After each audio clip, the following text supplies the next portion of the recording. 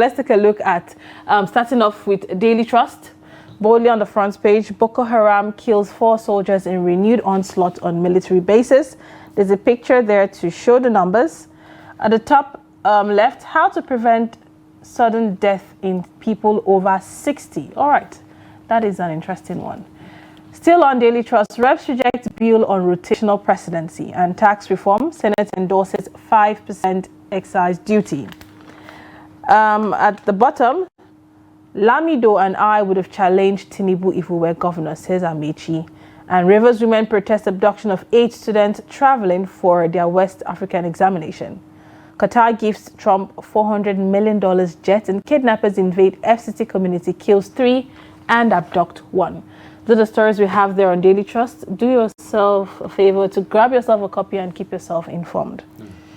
All right, next up, we have the Punch newspaper. Boldly on the front page, we have mass failure. JAMB VCs to review UTME results on Thursday. Rectors, provosts, principals, examiners to meet JAMB chiefs candidates decry results discrepancies. On the top left, we have political firefight. Saraki panel mobilizes PDP bigwigs against defection. That's on page 2 of the Punch newspaper if you want more. We have fuel import ban fears, reignite Dangote marketers row, which is on page 35 of the Punch newspaper.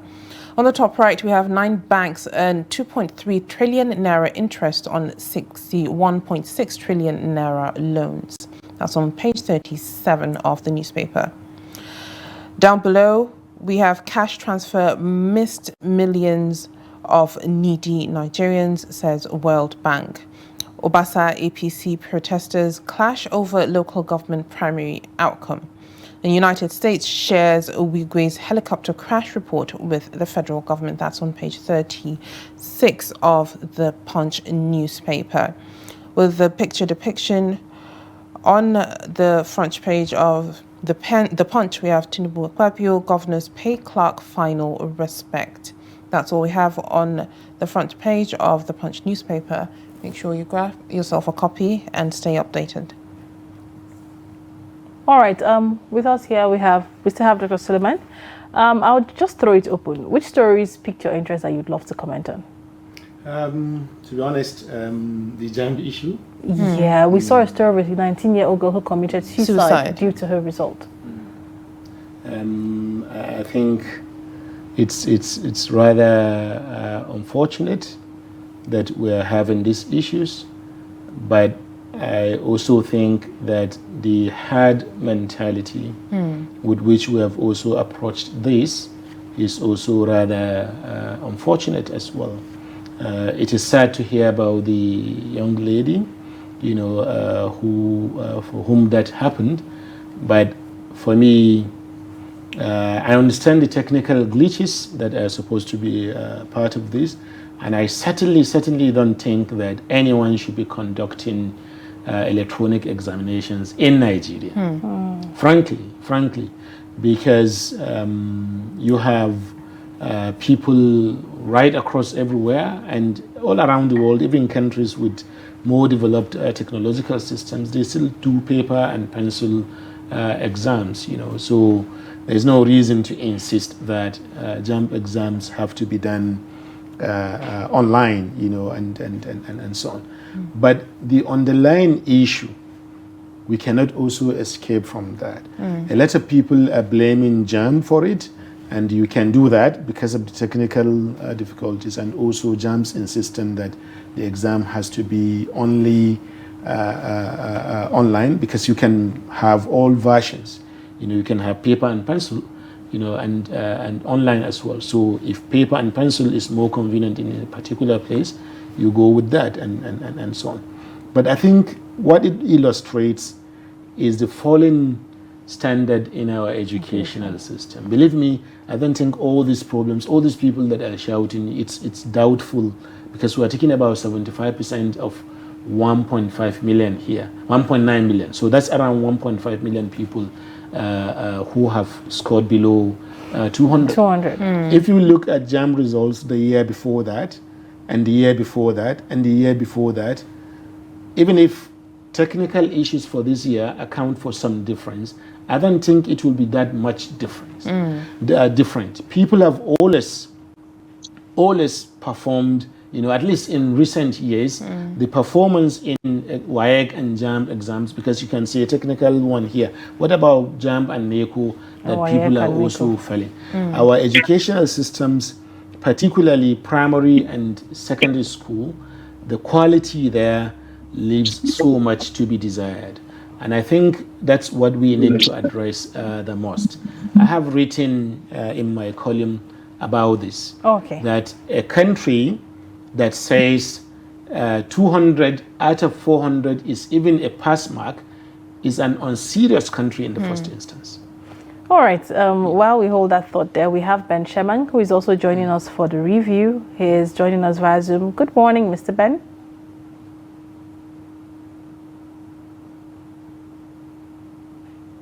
All right. All right, we lost him due to technical issues. But then there's this particular headline that I saw that piqued my interest, which says, Reps reject bill on rotational presidency. What are your thoughts on it? If it was a situation where it was accepted and it was kept on books that each and every electoral year the presidency rotates to a particular region, how would that affect, the political scene in Nigeria? It's difficult for me to have a categorical position on this, because I see the merits of rotational presidency in a context such as ours, where politics is affectatious, is largely determined by, emotions, rather than reason, and it's true most other places as well.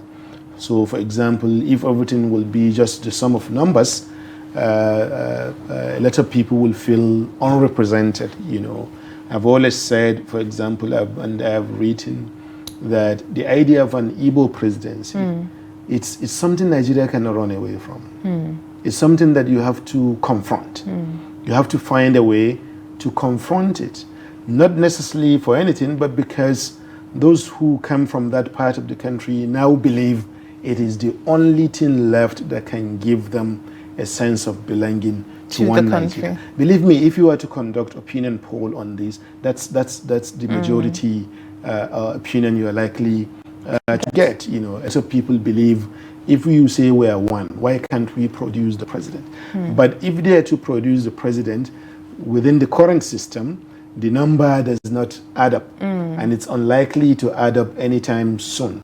And the way politics around that region also occurs is only making things worse, not better, as far as the idea of an Igbo presidency is concerned.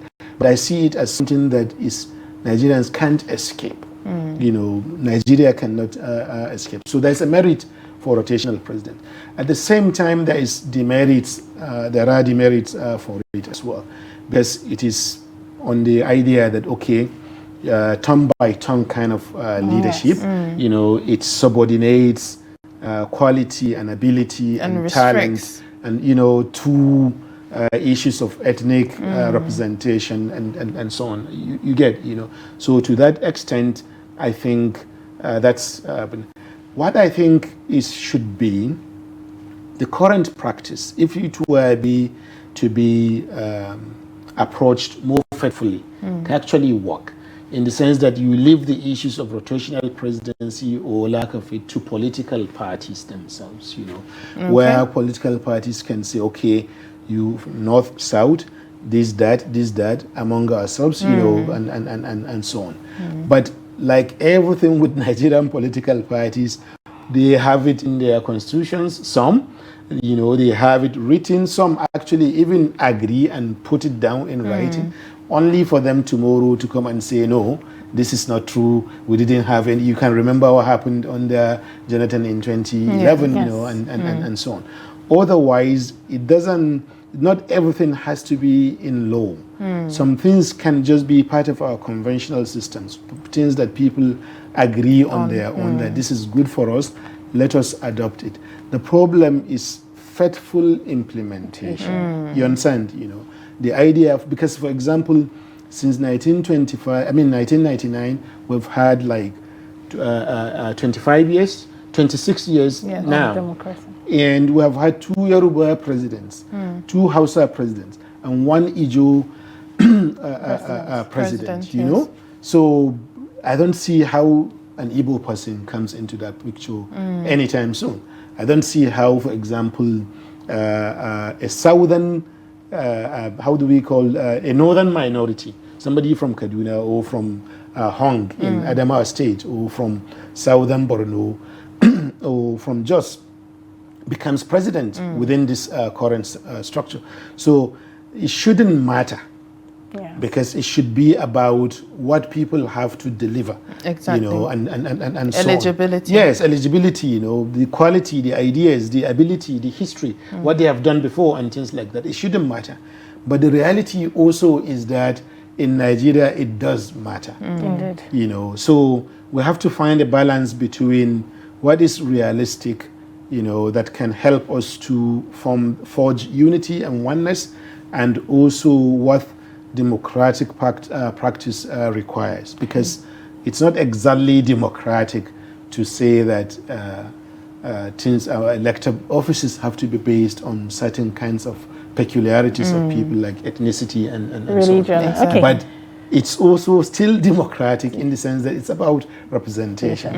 All right. So I don't think I'm able to say that this is good, that is bad. Okay. In a minute, let's get your quick comments because we're out of time. Lamido and I would have challenged Tinubu, who were governors. Amechi says, in a quick minute, what do you make of that statement? I think he's talking about the collapse of governance and the whole idea of having governance. It's a serious thing that I think he's saying. I don't know whether it is true or not. You know, I don't know whether if he were a governor now, and if Sule Lamido I know, Amechi I know also, and I know they are both capable of speaking truth to power, but that depends on context still. You know, it depends on whose side you are on. When Amechi was governor, for sure, he was speaking against Jonathan, but that's because his politics at that time was elsewhere. You know, it was not because there was any particular reason why he needed to speak against government. But right now, in Nigeria right now, we're in a situation where the political system is being enveloped, you know, being overwhelmed by one man. I don't think we should allow that. I think there are critical voices within our Nigerian society, you know, and our constitutional order allows for that kind of thing. All right. And I think they should come out and speak. Governors, legislators, you know, the press, the civil society, and Nigerians, and everyone. Doctor, I would say this is an information overload this morning. You've brought a lot to us this morning, and we appreciate your expertise and your presence. It's really been a pleasure having you. Thank you very much. We always want you to come home definitely. a lot more. Always invite me over here. Thank you for being here. All right, to our listeners, thank you so much for sticking around. We've come to the end of Daybreak this morning. Let's do this again tomorrow. I am Lilian Ogazi. And I'm Habwa Ademikiawa. Thank you for always being with us.